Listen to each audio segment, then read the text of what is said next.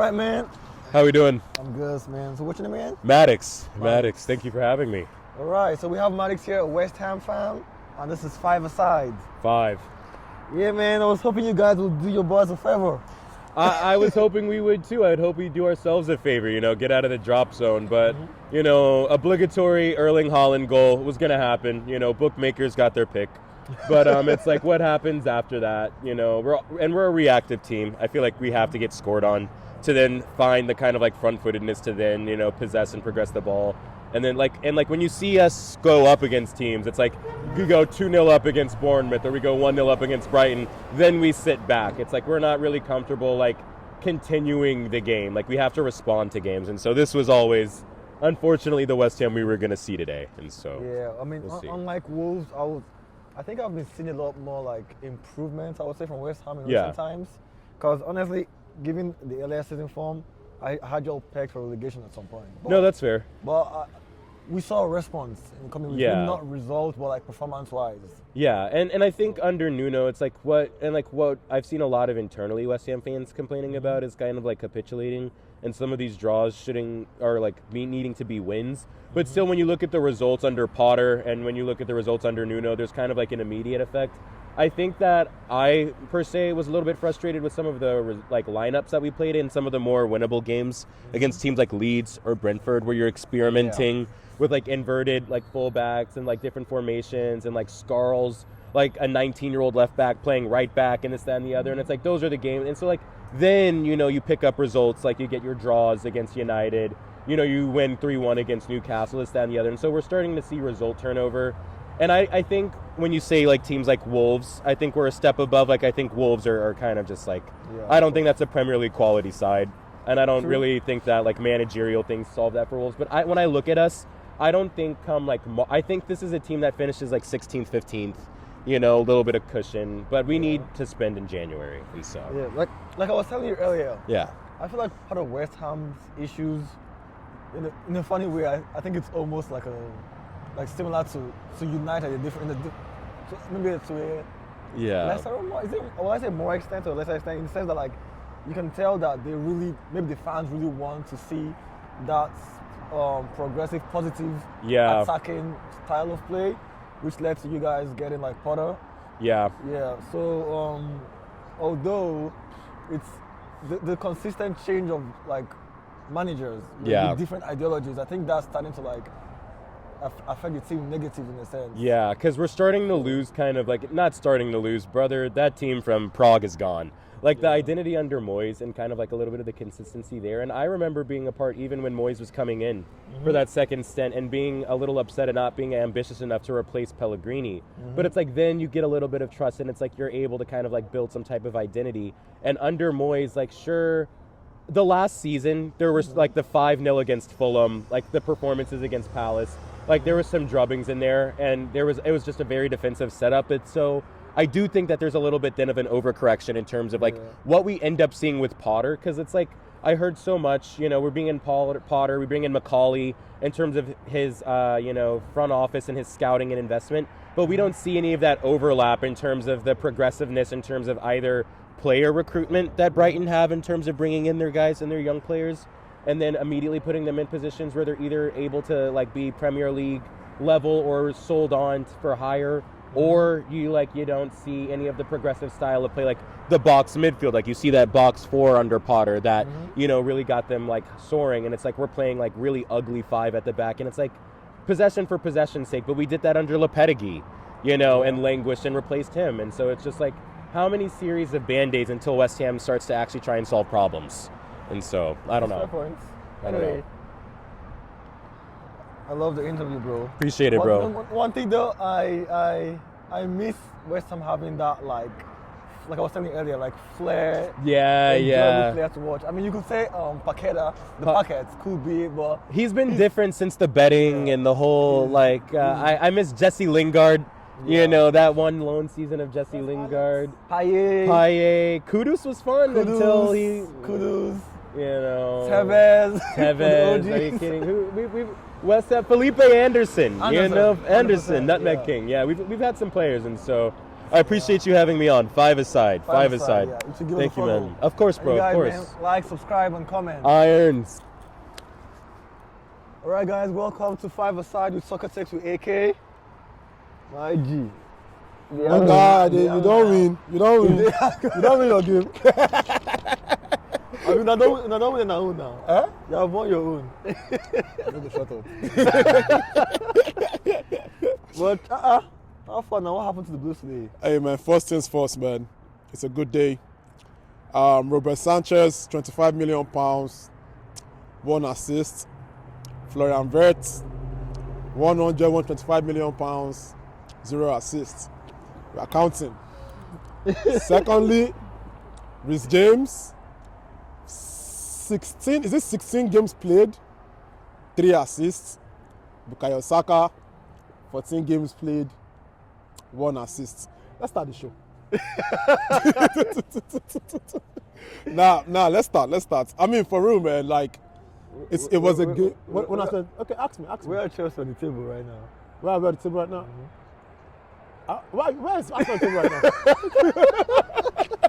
As of this, guys, listen. As of when this interview is being recorded, ask him. I'm asking him. They don't answer me. Where is Arsenal on the table right now? I asked you first. Above Chelsea. Above Chelsea. These are carrying league now. Above Chelsea. These are carrying league. But yeah, man, it was. Listen, you don't go to St. James Park. Yeah. It's not a place for beauty pageants, man. You understand? St. James Park, listen, we haven't won there since Thomas Tuchel. That's right. That's how bad it is. Even before Thomas Tuchel, okay, we won Sarri 2-1, but before Sarri, we haven't won there for a minute. There's never been great hunting. Even the great Osemodo couldn't even win there. I think when it was never comfortable. Yeah. We don't win there. You understand? To play at St. James Park, you need to know where you're going to. Bro, and besides, they lost their game last week against Sunderland. You know how we had this conversation. Bro, you know how fierce that derby is? Yeah. Is almost the level with North London derby. When it comes to the history of the Premier League, man. Yeah. Newcastle and Sunderland is not what? 2 very physical teams. Yeah, and they lost that game that day. And you know, if you had that one plus that St. James Park again today, early kickoff, it was just a total recipe for disaster for Chelsea, man. Do you know our predictions? Didn't I tell you this? I think it said 2-2, right? I said 1-1. You said 1-1. Yeah. I think I said 2-1 or 3-1, but I was struggling to say it. To Chelsea. Bro, I was struggling to say it, man. But listen, what I was saying is very simple, man. Like, bro, if you look at the game today, it was easily a game of 2 halves. But why was it a game of 2 halves? It's not as if Newcastle played some spectacular football that first half. They played what everybody was expecting them to play. Physical, being aggressive, intensity, that dirty Premier League football. That midfield, though. You understand? They had a midfield of Tonali and this guy and Guimaraes that for some reason they took over the midfield from Caicedo and Reims and James. And there's a reason why that happened. What do you think?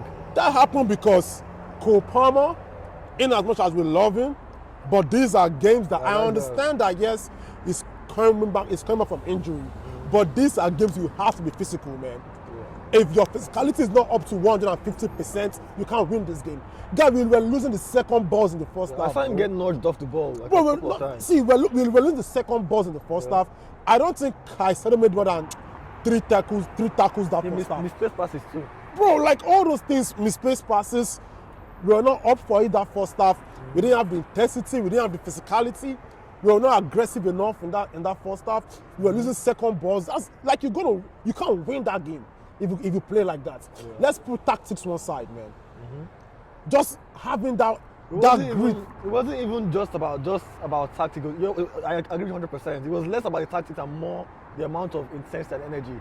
But one thing though, because I know normally when Chelsea starts losing this midfield battle, you start to see Gusto invert. Yeah. But he couldn't invert because of their left winger. No, you couldn't invert, bro. Yeah. Bro, that's what I was telling my guys, and I was like, it's one thing if you beat me when I play my style of football. That means kudos to you. You had a better game plan. Cool. But it's another thing if I can't even play my style of football. I hate it. Bro, I can't listen. people have complained about Chelsea inverting football, but that is how we play. Yeah. That is how we play. The midfield. You understand? Because we want to choke up the midfield. But we couldn't do that for some reason. I don't know if Gordon was holding Gusto. You understand? And then this guy was holding Cucurella. We couldn't. So it was only James and Caicedo with their midfield. Yeah. And for some reason, they didn't come up to the party that first half. So it's not as if they were like some spectacular, special Newcastle team. Okay, look at the first goal. Fofana's mistake. Fofana's mistake. Yeah. You understand? So take out that first goal. I win the game 2-1. Second goal, I would say this guy got to the in front of Fofana as well. Yeah. But I would say that is more about Chalobah even to go for and leaving space there. Yeah. But listen, man, this is my message to all Chelsea fans, man. Listen, you can criticize the manager and I'm not against that. When he does back criticizing, you can come for the players. I'm not against that. But not when the game is going on. Don't talk down on the team. It kills the energy, man. It kills the energy and the vibe of the team. You understand? Yeah. Like, okay, look at the second half now. Now the reaction. Look at it. Obviously, there was different. There was reaction now. That was a good reaction. That's what I love to see. That's one thing I wish we did better, like against Wolves. Not talking about Arsenal, but like that reaction you came out in the second half. Yeah. Chelsea did exactly what Newcastle did to them in the first half. Bro, because you cannot play cues football. According to this guy in Fans Tribe, soft nipples football. No, you cannot. You cannot play flat football in St. James Park.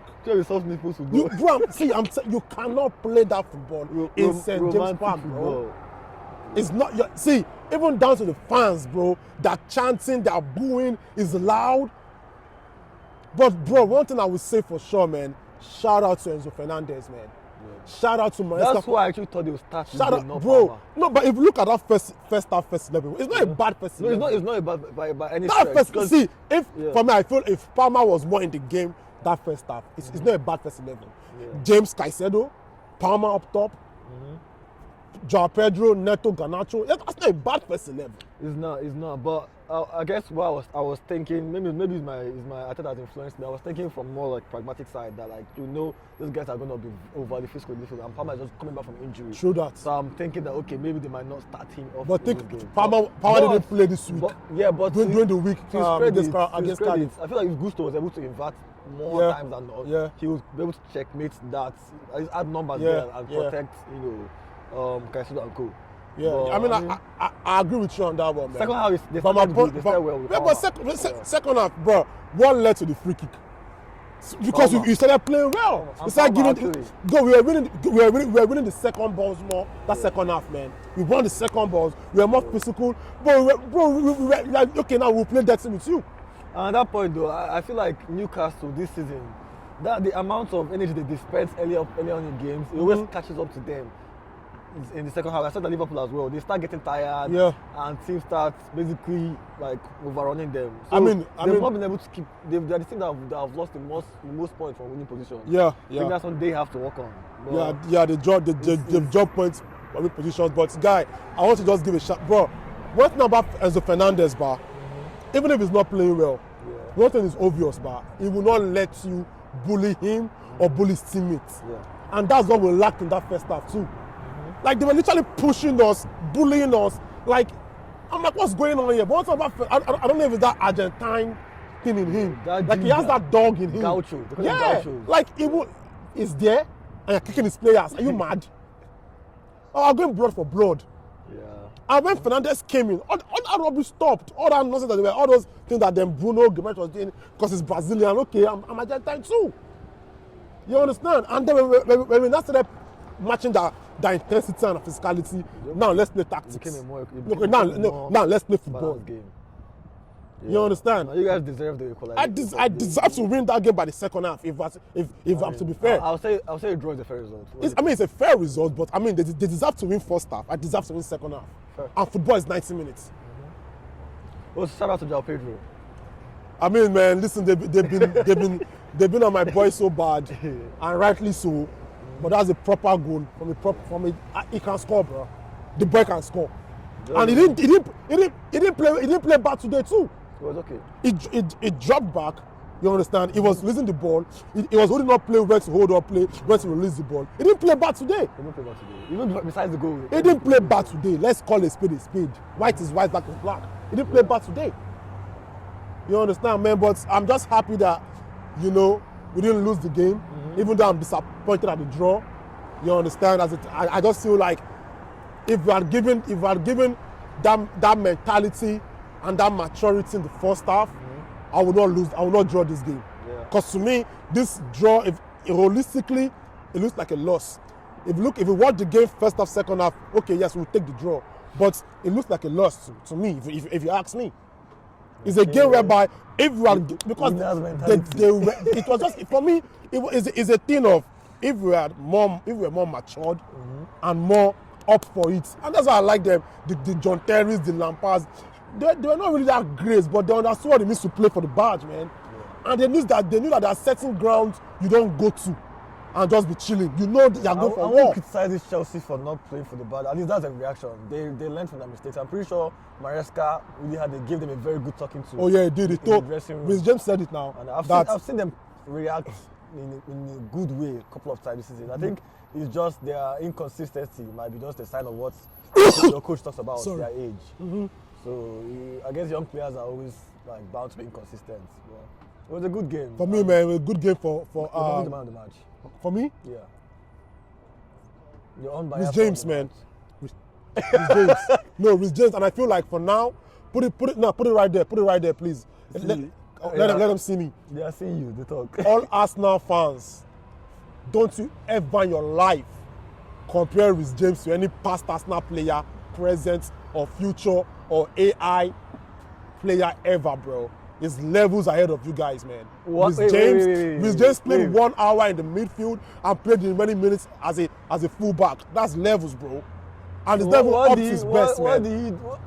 If he's based on his performance, I disagree. Bro, any performance you want to pick, bro, Rhys James is levels ahead of I've had players you guys, man. My guy. You understand? So, bro, even United fans say, I'm explaining to them, past, present, future.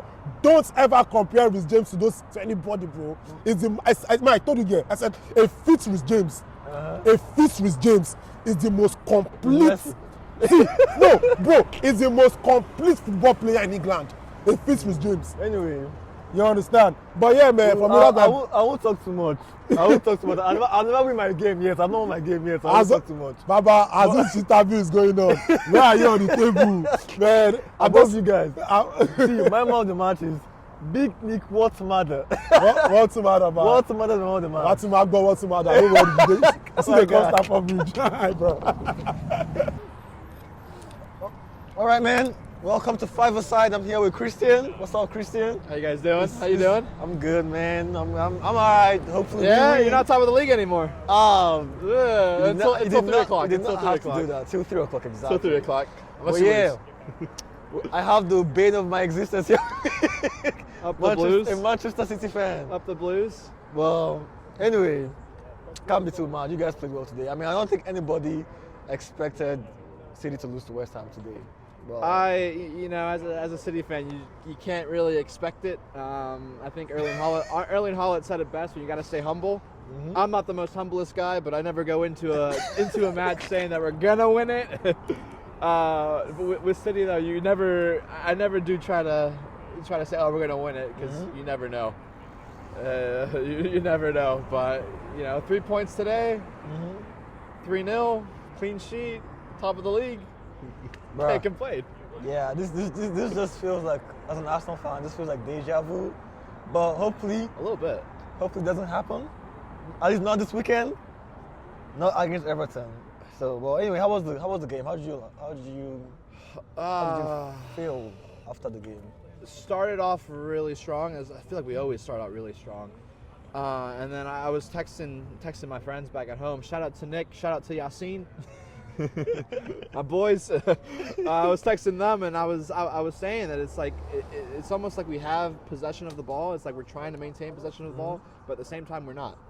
Yeah. And so I kind of felt that way throughout the match. Again, the 2-0 pretty early on, and the first goal very early on. Holland should have had a hat trick. It didn't, but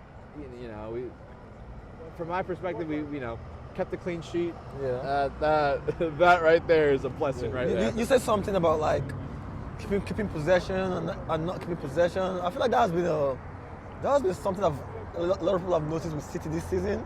It doesn't seem like they are as obsessed with possession as previous. Yeah. In a way, yes. I would kind of sense that.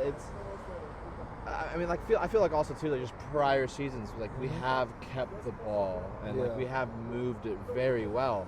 And I feel like today it's like we still did that. We still moved the ball, still kept the ball, but there were some things that we were just loose on. Yeah. And it was those loose passes that obviously it's West Ham. I mean, sometimes I feel like with the whole possession thing, I don't know if CJ not being hyper focused on keeping the ball as much is intentional.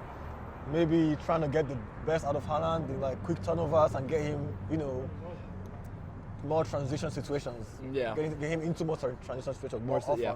So I don't know if that's intentional or just an effect of this City not having the technical level of previous teams to keep the ball. Yeah. No. So, I mean, what you kind of said there is like with Haaland, kind of like revolving around Haaland. Like I would much love that, but as again though, it's like it's a football team. It's not just one person. Right in the middle of it everywhere. Right in the middle of 5 points. Live from 5. Live from 5 points.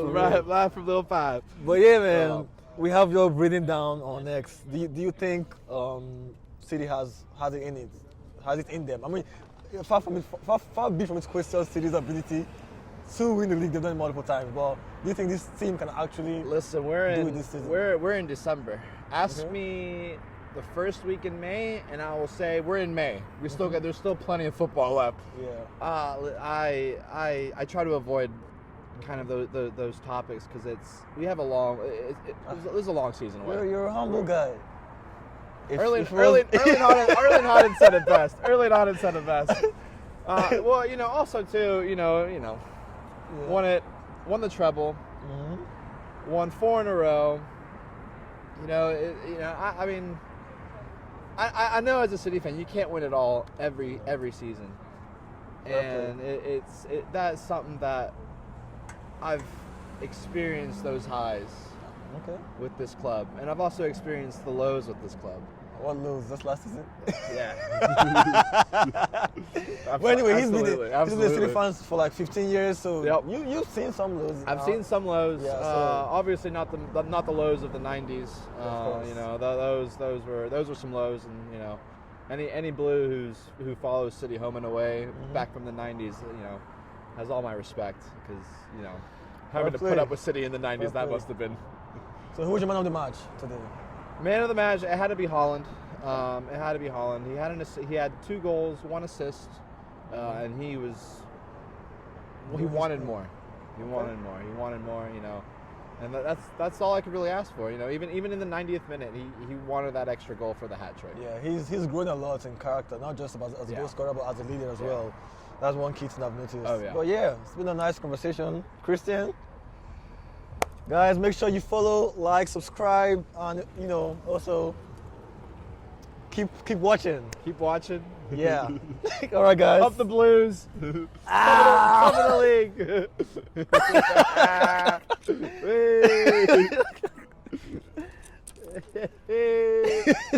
All right, hey guys, this is 5-a-side. I'm here with Saeed, the Tottenham fan, the biggest Tottenham fan out here in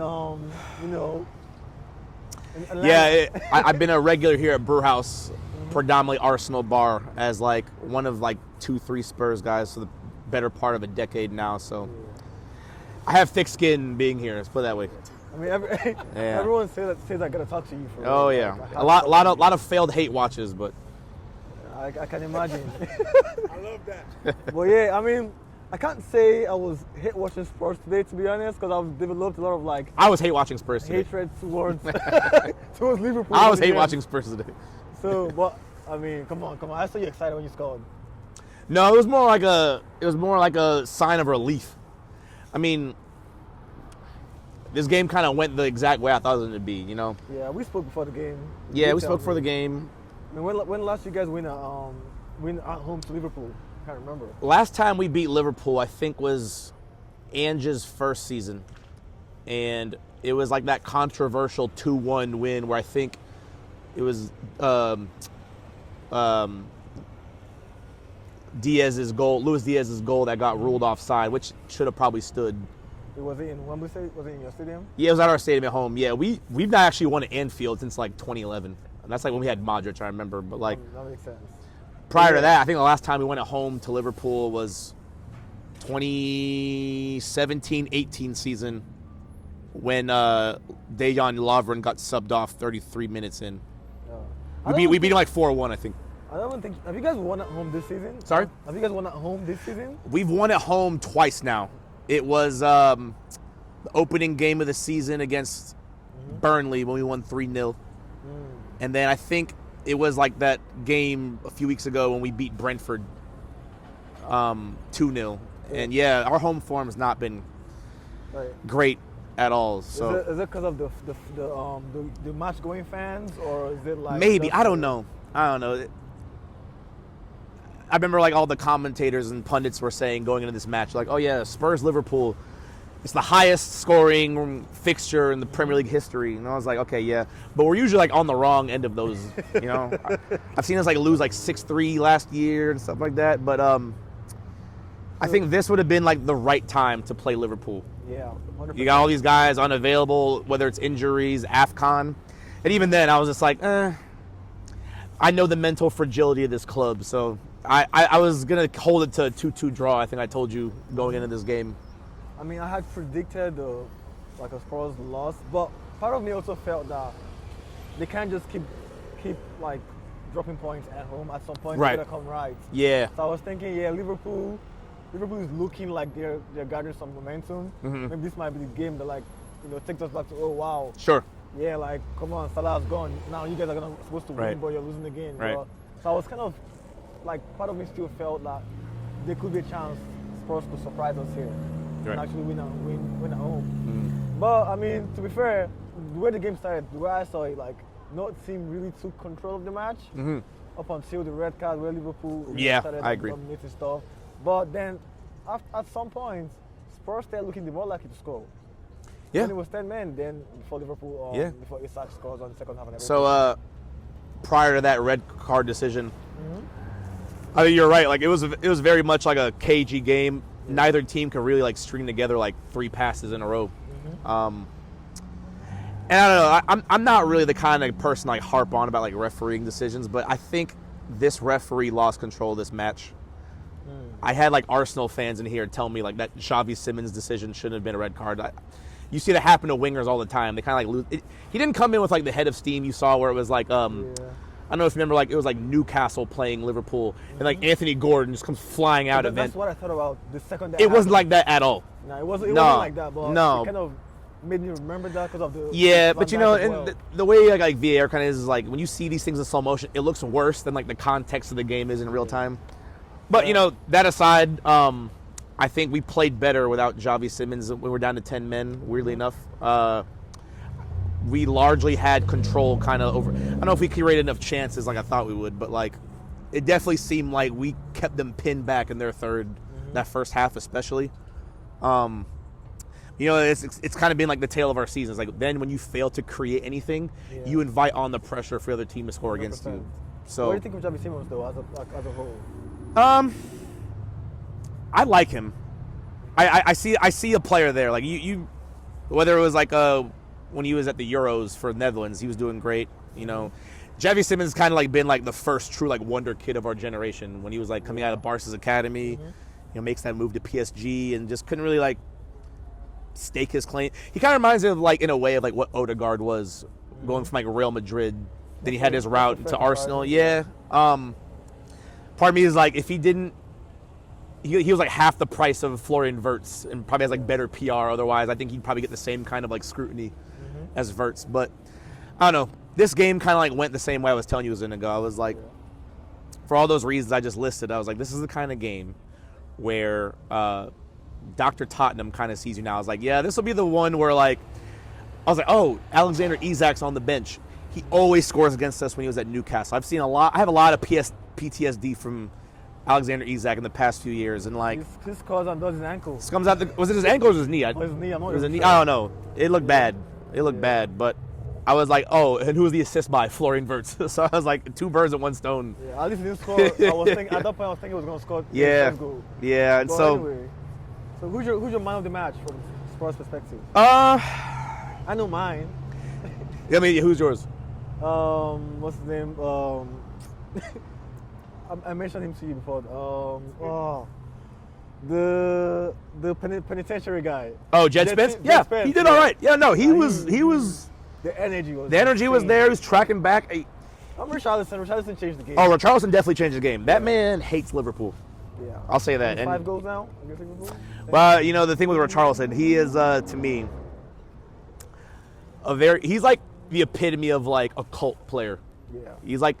He's so bad and so good, but like in different moments, like I saw some stat the other day. It was like Richarlison for Spurs has like 17 goals in his last 24 starts. But I'm like, a lot of these goals are like inconsequential goals. We're like we're down like 2-3-0 already. He'll score like a worldie or something. But yeah, the game definitely changed when he came on. Yeah. I think the substitutions came maybe a little too late. Mm-hmm. If Richarlison came on around like the 60th minute or so, because at that point, like the thing with Richarlison is like he's the kind of guy where, you know, say what you will about him, he's not like the most like graceful player on the ball, but like one thing you'll get out of him is like 100% application. He's a grafter. He's a grafter, man. Like he'll press without the ball, you know, try to like, you know, get involved, get on the end of things. And I think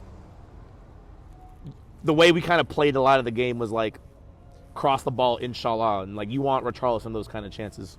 That's fair. Anyway, yeah, I will say it was an expected game, but hopefully you guys. I'm on the camp of trust Thomas Frank. Actually, I have to, and honestly, like it's annoying, like the way like modern football is like everybody kind of wants that quick fix, and like it's the growing pains of it all. It's frustrating. Like modern football now, people want that, but it's like now that like Daniel Levy is gone at our club, we don't. There's like this vacuum now where it's like we don't really have like anyone to like scapegoat, and so people try to find someone, you know, and so, you know, Thomas Frank will say it every now and then on his interviews. Is like, oh yeah, remember where this club was at like 17th place last year. As a fan, you don't want to hear that, you know, like. But at the same time, he's not wrong, and the results don't necessarily like show it now. But I think we are trying to like have like a defensive structure in place that we didn't otherwise have, playing that high line under Postecoglou last year. You'd like to see from our side like a lot more chance creation, given the players that we have. I mean, there's like internationals all over the pitch. Last month was brutal. We had like this record of like 5 games in a row where we had like 0 XG like in the first half of games. Yeah, I saw that. It's tough, and so it's just like I was like, I was joking. I was like, the only thing we create is problems. But you know, I'm the kind of guy that's patient. I know like some Spurs fans aren't like that, but that's fair. With this, we have the former like CEO of Arsenal, Vinay Venkatesham, now kind of like running things. Oh, and you know, some people will be like, oh, he's doing an inside job, but I was like, people forget. I'm like, he's the one that I think he brought Arteta in at Arsenal, and like, you know how Arsenal fans are. They're very like vocal. You know, they get on my nerves sometimes. They're my fan, but they're my boys, right.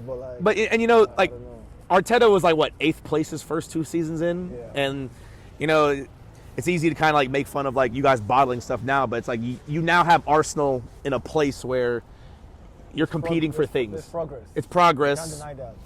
But anyway, we'll see. We'll talk about Arsenal more. Yeah. After the game. Hopefully we win. I'll be the biggest Everton fan for 90 minutes. Anyway, Saeed. Hey, thanks for having me, man. It was nice talking. We'll talk more for sure. For sure. Hopefully you guys come up the table and, you know, join your brothers. It's a tough life, man, but come on, you Spurs. All right. How far, my people? Soccer Takes with AK. Right here with my guy Slim. What's up? How do you see the game, bro? Broski, I feel good, man. Honestly, to be honest, it was a good game, but I kind of like wish we had more goals and like because I feel like our boys are very low on confidence right now. Yeah. So the goals would have helped us, you know, like we gain confidence. But I mean, Victor Gyökeres got the goal. That was a very big worry for Arsenal fans. We've been so worried because man has not gotten to his potential yet. Yeah. But with this goal he just got today, I feel like this is the beginning of like, maybe it might find is like fruit from here. But good game regardless. Good game. Okay, the game is over, but you got your 3 points. Yeah. That penalty, Yeah. I think it's match fixing. No. I won't even lie to you, bro. You can't say If I that, say bro. I just fix that, bro. Because but that was the penalty. Like, no, I know the penalty. Yeah. But why should a pro player jump like that, bro? To be honest, if you You can never explain it. I can't though. Like, I can't tell why he had his hands all the way up, but maybe it was just fate. Like, maybe it was just fate for us to get the first goal there because, like, to be honest, like, I don't know, like, because as a player, you should know when your hands are going all the way up above your head.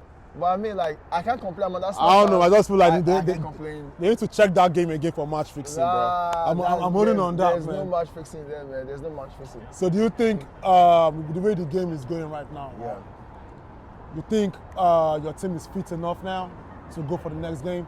Because it looks like you guys are like, the energy is dropping. Like, I mean, you got the 3 points. Yes. Don't get it twisted. Yes. And you guys, I mean, when the goal came in, you settled the nerves.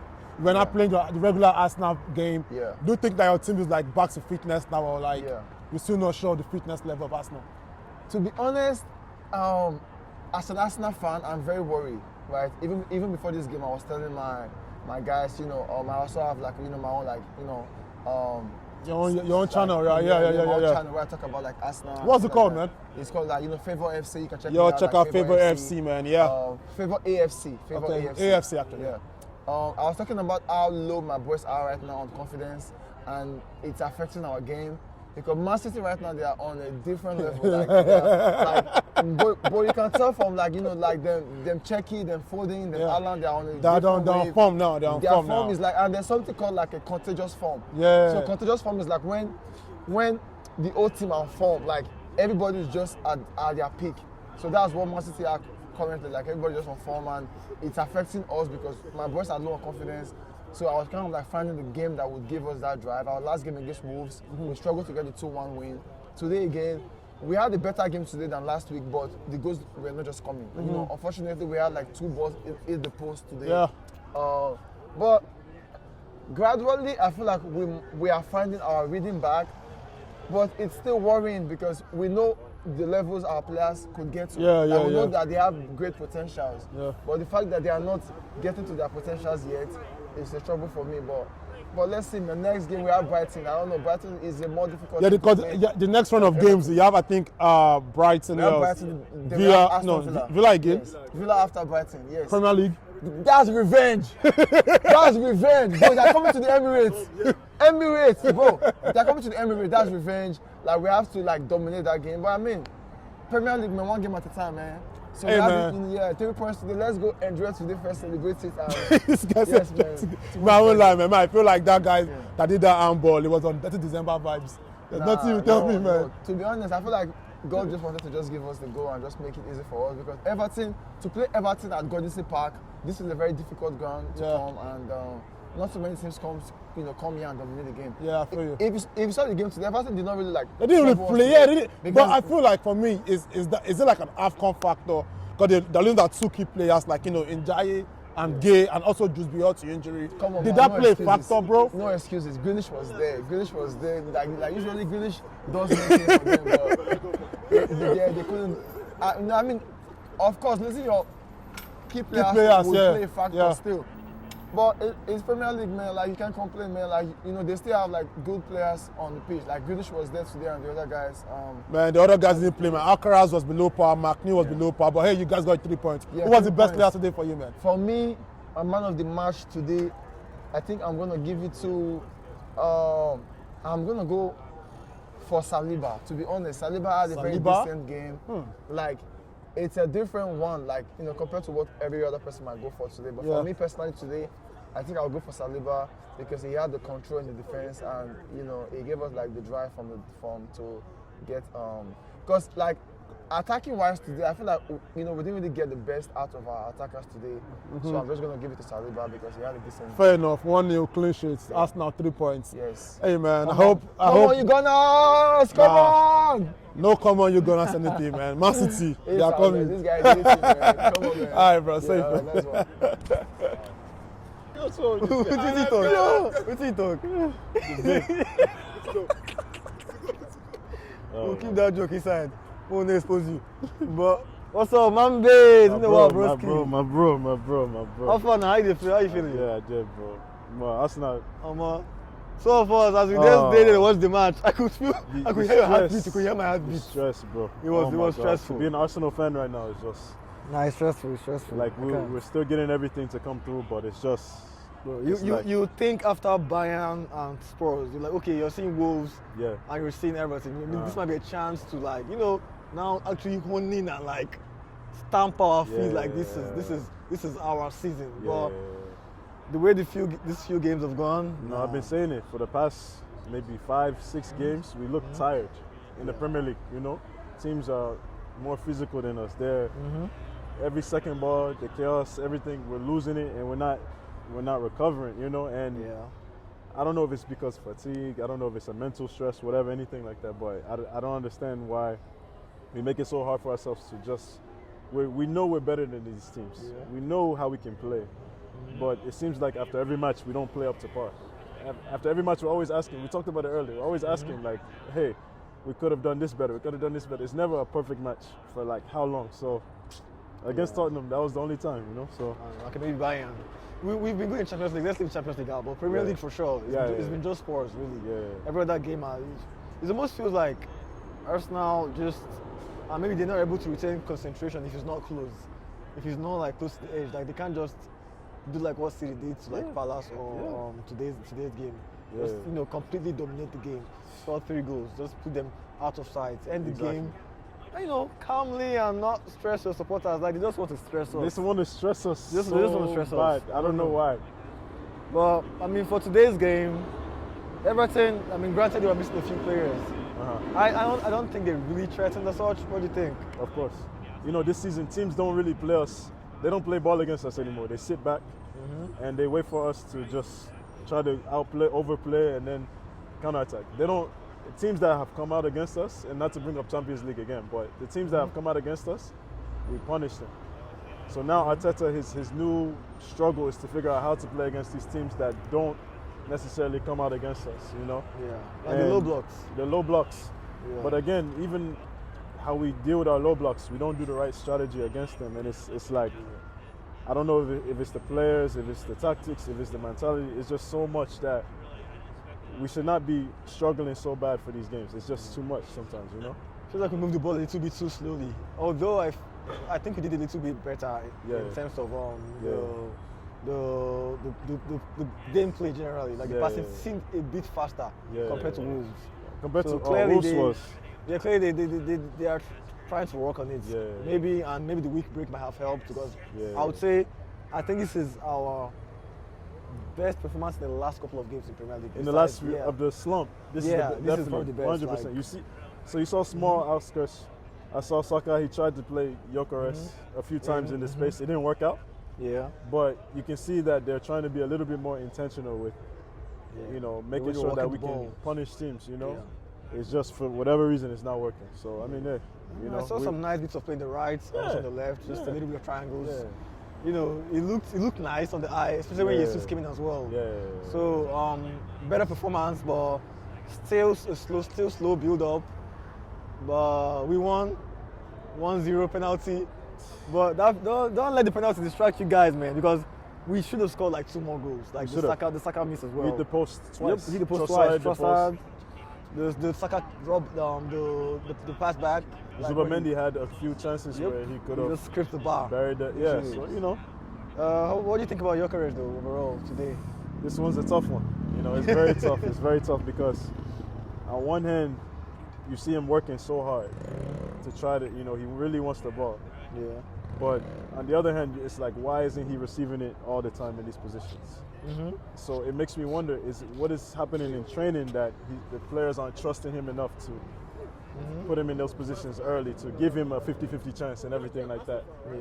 Don't get me wrong, I would have been extremely mad, I would have looked at it differently if he missed the penalty. Then I'm okay, now it's a bigger issue than just how the players play with him. But At least He's trying, I was worried. you know, and it's just a weird thing. You know, I don't want to speak too soon because last season, if you see, I even had to some direct messages I had to delete what I sent to Kai Havertz last season. I had to delete some messages because I sent some foul shit. I violated so badly. Now I pray for him to come back. So this season I'll be patient with Gyökeres, you know. So I don't know. It's up and up. I think it's half and half. He needs to figure out how the system works, how the league works, and the players need to get more comfortable with it. That's the main thing. What about what's his name? The fact Eze didn't play today. He didn't even get a chance to come on the pitch. I think he needed a break. I think playing this many games at so consecutively, And the intensity and the pressure. I think sometimes when you're coming from a small team, you need to sit back and take things. I think if you're a top player, if you take these breaks and it's paining you, like, hey, why am I out? Why am I missing out on this and stuff like that? I feel like if he's a top player, this is going to light a fire in him where he's going to compete even harder now and he's going to deserve his spot. There's a thing when you have a squad player, right? You don't just look for a squad player that's just good enough to be on the bench. You need to be good enough to replace a starter at any given moment. And it can't be a question of, okay, they're just a bench player. They need to be like, okay, a question of, why is this person not playing? Eze needs to rise to that level. Then let's be fair. The last few games he hasn't played well. You know, we bought him for his magic. You know, we need to see magical moments. That's what we bought him for, world-class moments. What about Odegaard? Again, I don't know how much the injury, the captaincy is weighing on him, but he doesn't. He's not as fearless as he used to. He's a captain of Norway. He's been a captain since he was a kid. Yeah, so I don't even think that. I don't know. Like I always say, he's a world-class player, right? But it's like he's playing with a certain constraint that I don't know how to quite put it into words. What's happening? My finger on it. Yeah, because you see him, and again, we're looking at it from Skyview and everything, but it looks like he's always taking an extra touch, where he's always hesitating one more step. Whereas, you know, I was watching some of the previous matches from the 22 season, when he's just created these magical moments, you know. Yeah. So I don't know, you know. I'm hoping the best. I think he's still a place for him. But I mean, he'll play. Yeah. So who was your man of the match today? Man of the match today. This one is very tough. We all, like I said, look tired, and we all look tired for a lot. But I would say Timber. Timber is probably the most consistent. He's the most consistent player of our team for a long time. You know, I have him for my player of the season. So for me, Saliba was good. So. Oh yeah, no, Saliba, that's giving. You know. So anyway, guys, 5 aside. Mambe, thanks, man. Thank you. And Gyökeres at least scored penalty today. Hey man, hey.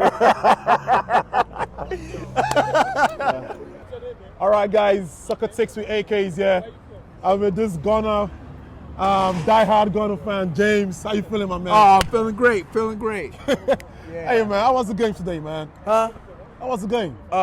It could have been 3-1. I mean, this game? Definitely, this game could have been 3-1. Actually, yeah. The Saka, Trossard.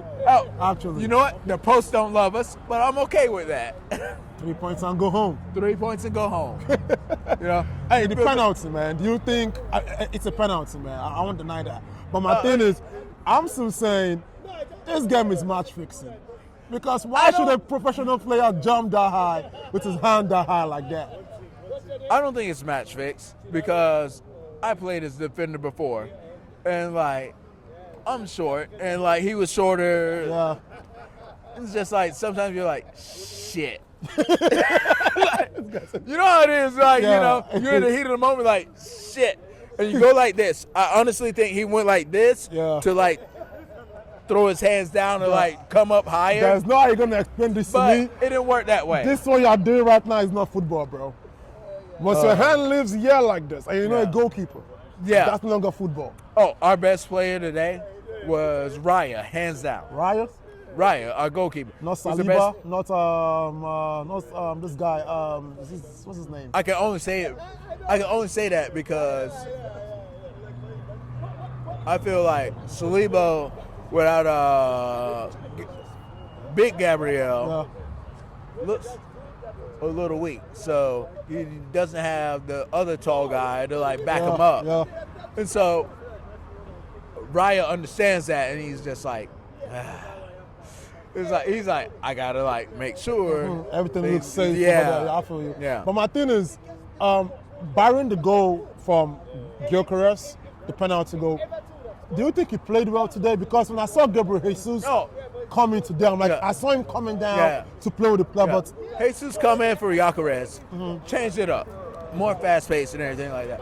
And I like that because now Gyökeres, because he's in Portugal, he's like being a big man, just not moving around in the center. You can score all those goals that he did and made his name. Yeah. But now that he's in the Premier League, which is obviously the hardest and best league in the world, according to me, he has to learn how to move. And it's like, it's still his first season, and he's like, you'll see him, right? You'll be posted up and just slowly moving, not like back and forth in the box. And with Jesus being back, he's going to see that he has to do that, move around more. Same thing happened with Olivier Giroud when he came to Arsenal. Yeah. It was like he was just standing around. The big man hit me with the cross and everything like that. You got to like, move. Yeah. Premier League is like, oh no, we can't just hit you with the cross. You can't be a big man like that. You got to move, man. It's like we got people that are 5'4" that'll get it over your head and clear it. Hey man, listen, good game for you guys today. Yes. Your next run of games, Brighton coming up, Aston Villa again coming up. Do you think these are games that could really test this Arsenal side? Because physically, I think it's dropping physically. I just think right now, when it's working for you, it's working for you, right? Yes. If you play bad, if you play fair or decent to still get your 3 points. But you think Brighton, Aston Villa could test you guys? Well, Aston Villa more so because there's certain teams that always have our number. Everton, it was like today is our second win against Everton in 8 matches. Oh wow! Like that's it.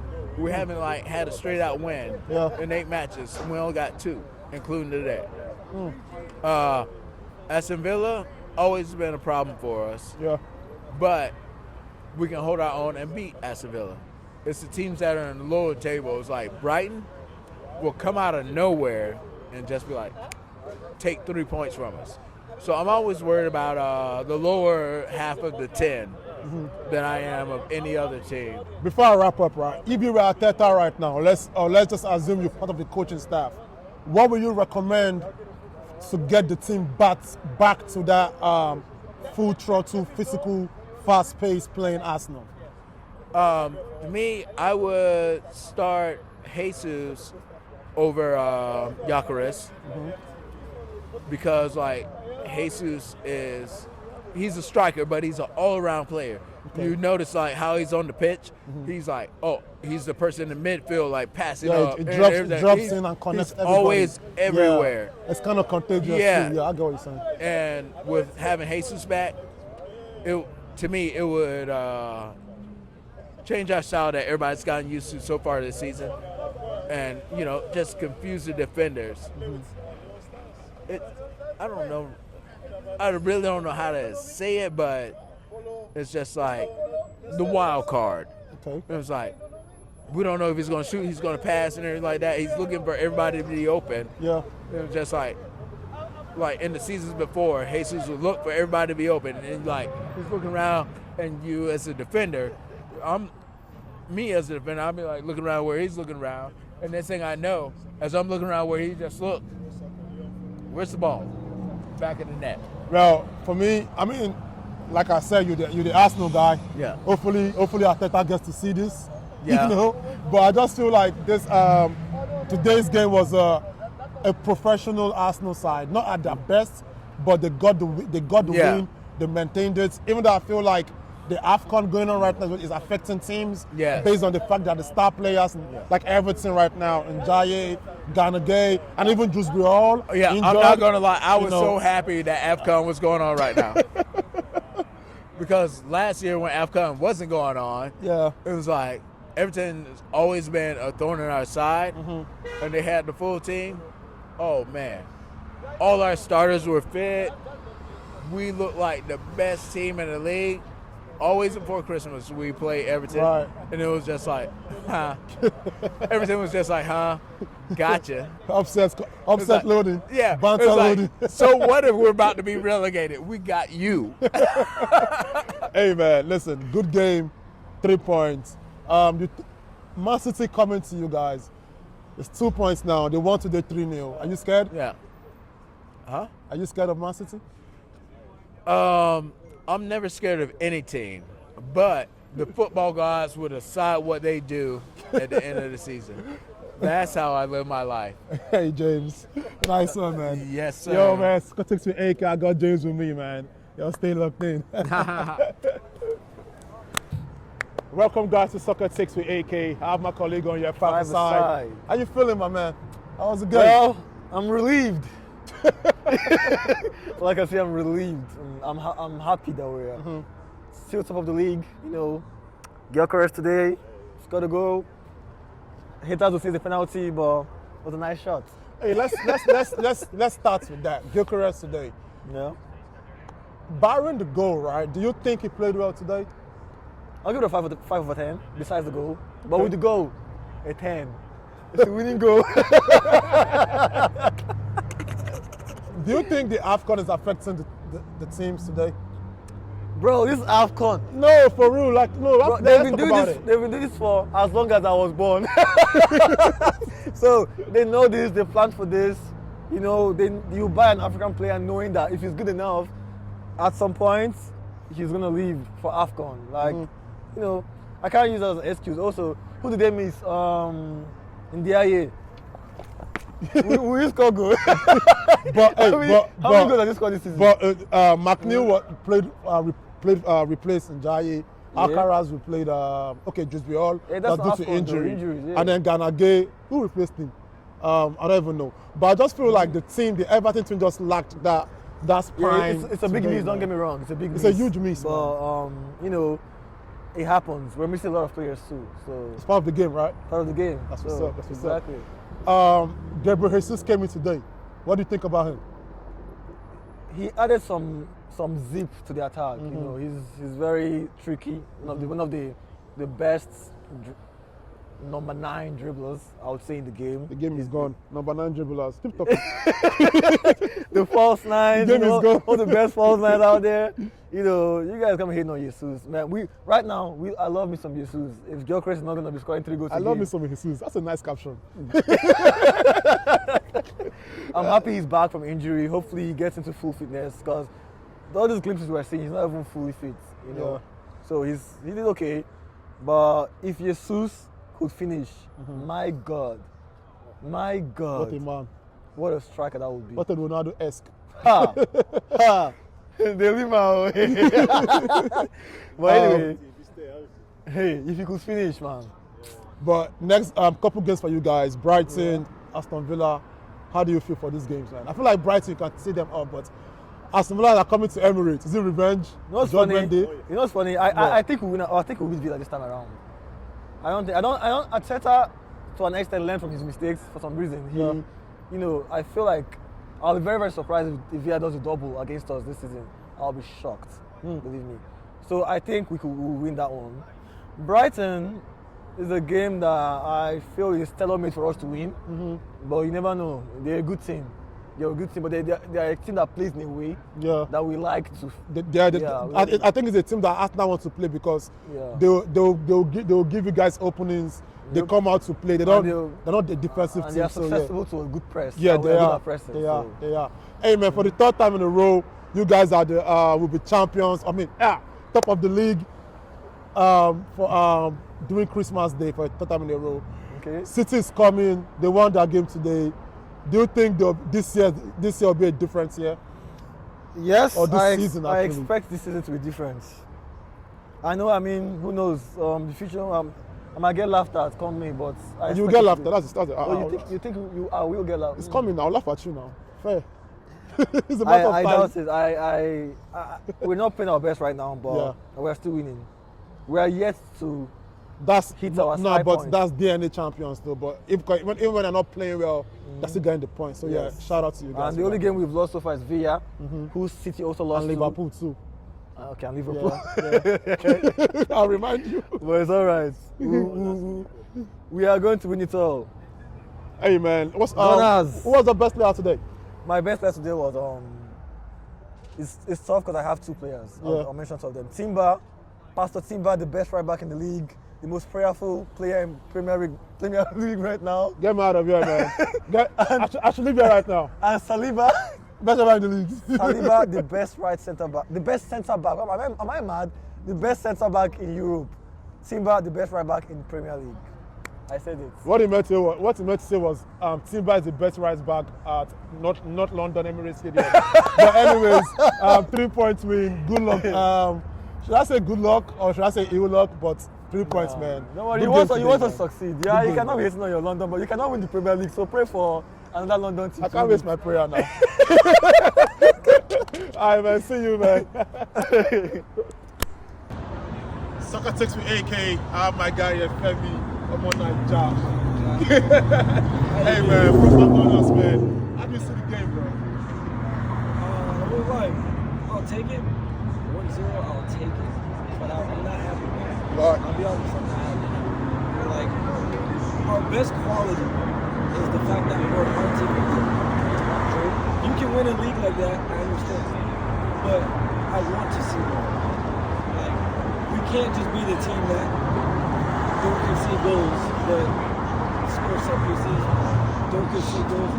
Nah, man. We have too much talent, man, too much quality. I think, then again, we did miss chances, right? If that Trossard chance goes in, I wouldn't be saying this right now. True. Right?